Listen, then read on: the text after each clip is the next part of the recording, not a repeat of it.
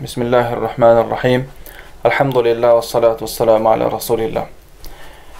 Beşinci çoğun günü zekat berүүдөн baştartуу. Allah Teala Kur'an-ı Kerim'de "Veylun lil müşrikin ellezina la yu'tuna zakata." Müşriklerge, Allah'a şirk koşkondorgo azap bolsun. Alar la yu'tuna zakata. Alar zeketlerin berişpeyt dedi. اَلَّذ۪ينَ يَكْنِزُونَ الذَّهَبَ وَالْفِضَّةَ وَلَا يُنْفِقُونَهَا فِي سَبِيلِ اللّٰهِ. Allah Teala Kur'an-ı Kerim'de altın gümüştü jaşırıp, jinap alıp turup, Allah jolunda sarptabагандарга сыздатуучу azapты sүйүнчүлүү деп айткан пайгамбар Allah Teala Keremet Kur'an-ı Kerim'de. Kıyamet günü alar tozok otuna kızdırılıp, anı menen alardın mаңдайларына, капталдарына, жоондоруна так басылат. Мына өзүңөр үчүн жыйнаганыңар, эми жыйнаганыңардын дамын таткыла дейт.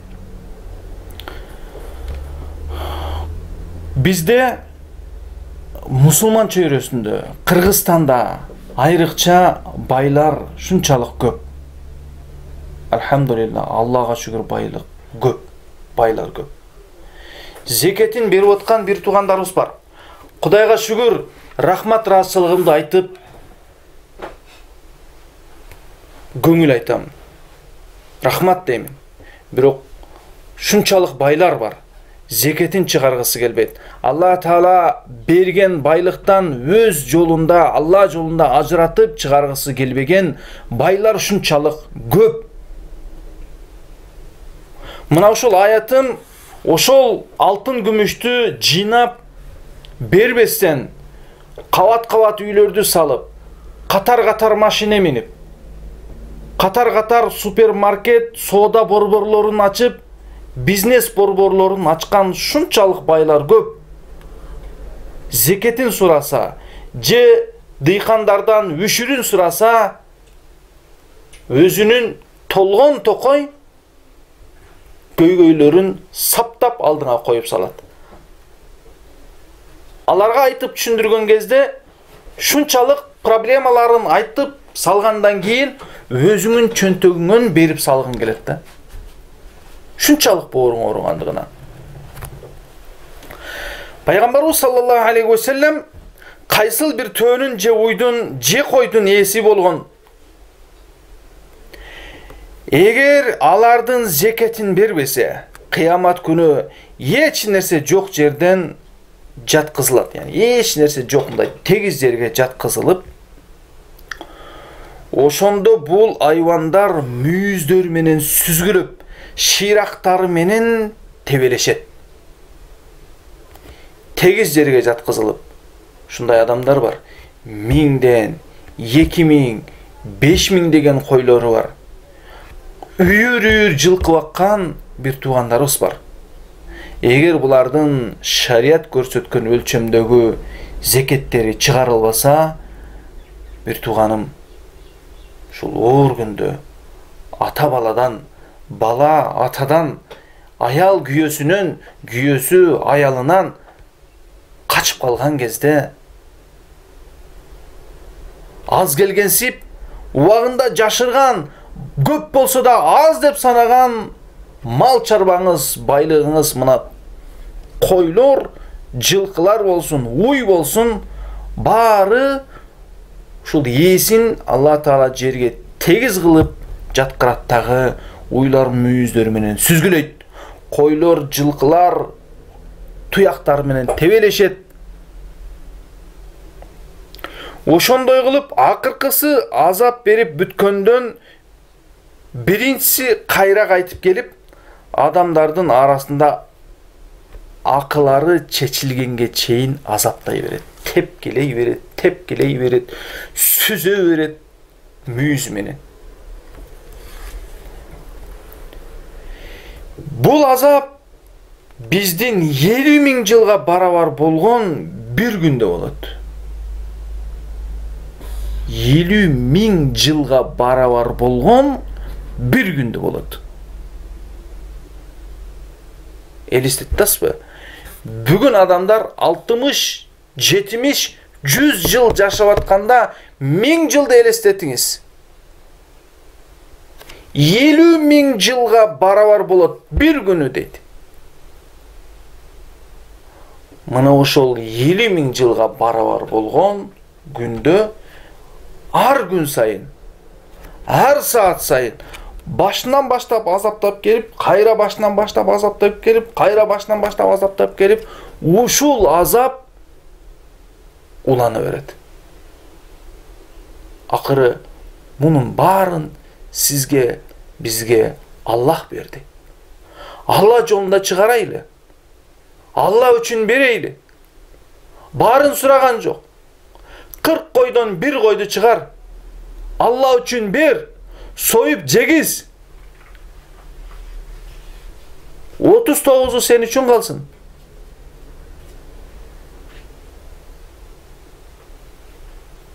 Ma naqasat malun min sadaka. Bul sadakadan, bul zakattan, bul üşürden malın, baylığın, koy mal çarvan kemip ketpeyt. Oşol jardan kulagan, oşol ölüp ketip otkan, oşol ele suğa ağıp ketip otkan, oşol ele kasaltıyı ölüp otkan, bunun bardığı zeketli berbegendin kesepeti. Kaçıp ketip tappay atkan, uğurdatıp atkan, bari zekettin berbegendin kesepeti.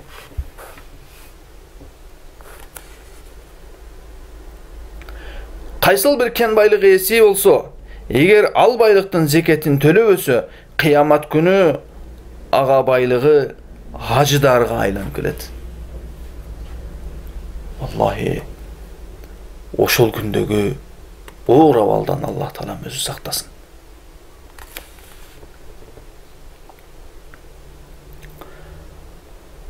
Абу Бакр Сыддык радиаллаху анху пайгамбарыбыз саллаллаху алейхи ва саллям аламдан көз жумгандан кийин зекетти бербегендерге каршы согуш ачкан. Ал өз сөзүндө минтип баяндайт. Аллага касам ичип айтамын. Кимде ким Расулуллах саллаллаху алейхи ва саллям заманында бербей жүргөн бир улакты, кой дебеди, эчки деген жок. Бир улакты берүүдөн баш тартса, алар менен согушмакмын деп айткан. Bir ulaqdı. Peygamber sallallahu aleyhi ve sellem'in doğrunda beretelik. Abu Bakır biz senin doğrunda berbeybiz. Dese Abu Bakır aytат. Bul Allah'ın akısı. Zekat Allah'ın parzı. Zekatты men buyurgan jokmun. Peygamberimiz buyurgan jok. Zekatты Allah subhanahu wa taala parz kıldı. Bul sözleri üstün bari men musulmanmın. Men Allah Taala'nın dinine başıyıp, Allah'ın aytkanын atkarıp, tıyganlarından tıyılamın degen musulmanlar üçün bir tuğanım.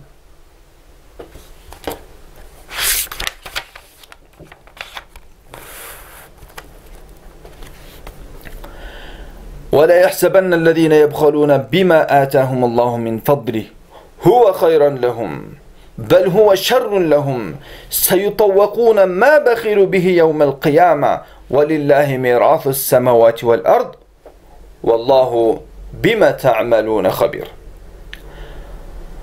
Allah Taala'nın bereşendiginen özlerine berilgen nersege sarаңдык kılgandары. Yani Allah Teala özünün bereşendigi üçün sağa beri otat uşul baylıktın bardığın. Birok sen eğer sarаңдык kılsan, alar üçün жақшы деп ойлоп огула. Ошол sarаңдык кылып, зекетин чыгарбастан печаттап алып койгондо, койду бербестен дагы көбөйтсүн, төлдөсүн деп күткөнү, жылкылардын зекетин чыгарбастан, же болбосом егин тегиндин үшүрүн чыгарбастан туруп тонналап сатып бергендери алар үчүн жакшы деп ойлоп огула. Жок, балким бул аларга жаман. Кыямат күнү алар эмнеге сараңдык кылышкан болсо, ошол нерсеси алардын мойнуларына от болуп оролот. Кур'ан ушинтип айтып атат. От болуп оролот. Асмандардын жана жерлердин бардык мурасы Аллага таандык. Аллах силердин жасаган ар бир ишиңерден кабардар зат. Эмнени жашыра калдың, эмнени бекте койдуң, эмнени сен бербестен оң капчык менен сол капчыкка кирип кетти. Же болбосо атайын зекетиңди Рамазанда болсун, же башка айда болсун, вакыт сааты келгенде бербестен жашырып жүрсөң, Аллах субхану ва таала мына ушул аятта айткандай өзүбүзгө жакшы деп ойлобойлу. Бул сөзсүз түрдө от болуп мойнубузга оролуп келет. Пайгамбарыбыз саллаллаху алейхи ва саллям зекет берүүдөн баш тарткандар жөнүндө мындай дейт: кимде ким зекет берүүдөн баш тартса, биз андан зекетин алган соң анын малын жарымын алуубуз Аллах тааланын парызынын парзы деп айткан.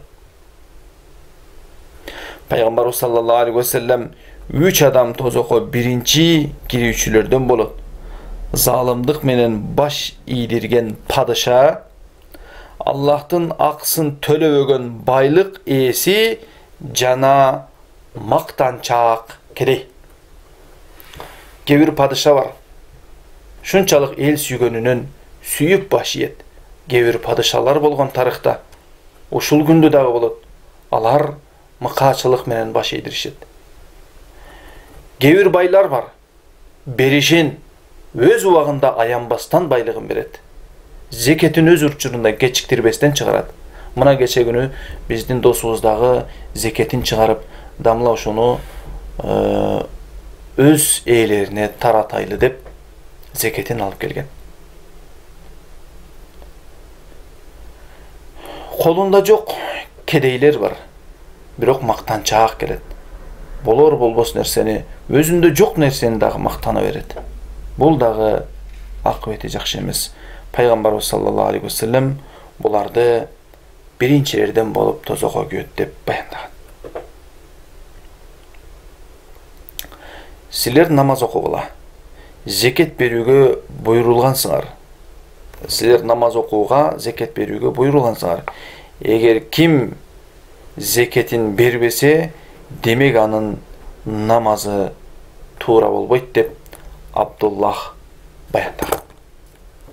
Мына ушул зекет тууралуу кыскача бир болгон окуяны айтсам, устаз Мухаммад Аратиб ибн Абулси айтат: дайыма бир киши келет, зекет акчасы 10.000 сом, 10.450 сом дейт.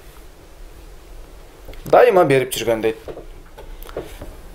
Быйылкы закатын эм берерге келгенде аялы үйдү ремонт кылбайлыбы, үйүбүз ремонтко муктаж болуп атат. Үйдү ремонт кылайлы атасы.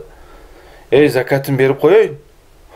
Атасы кичине кечиктирип туруңчу, үйдү ремонт кылып коелайлы деп ушинтип аялы басым кыла бергендигинен акыры айласы кетип боптур деп закатын акчасын үйдүн ремонтуна иштетип берет. Арадан эч канча убакыт өтпөстөн машинам авария болуп, валлахи дейт, Аллага касам ичип айтып атат. Уста акысы, запчастар болуп отуруп, бардыгын эсептеп келсек, 10.450 сом ровно болду дейт. Аллах субхану таала акысын төлөнбөгөн нерсени өз учурунда алат, урматтуу бир тууганым. Бул эми арабтарда болгон окуя. Бирок бизден ушул Кыргызстанда мына Сузакта атасы баласына эшек арабага күрүч салып берет. Күрүч бул үшүр, дейканчылыктын 1/10 салып берет. Дамыла дейт, эшек араба менен күрүчтү алып кетип атсак, бир жерден арабамдай арыкка ямага түшүп, күрүч кулап сууга түштү дейт. Сууга агып аткан сууга түшүп кетти күрүч. түшүп эле эшекти токтотуп, күрүчтү арыктан ушундай алсам, колуму салып көрдүм. Күрүч куп-курук дейт. Бир суу тийген эмес күрүчкө. Эсине жеткирип бердим дейт. Ошондуктан зекетке деген чыгарылган акча болсун, же буюм болсун, же дыйканчылыктын 1/10 болсун, бул эч качан отто дагы күйбөйт, сууга дагы чөкпөйт деген сөз бар, урматтуу бир тууганым. Ассаламу алейкум ва рахматуллахи ва баракатух.